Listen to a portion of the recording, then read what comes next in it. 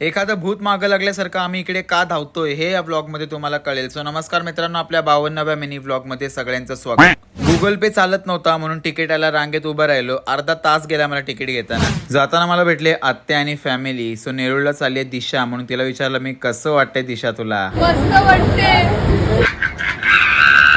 अवघ्या अर्ध्या तासाच्या प्रवासामध्ये मामाने एका माणसाला परम मित्र बनवला होता.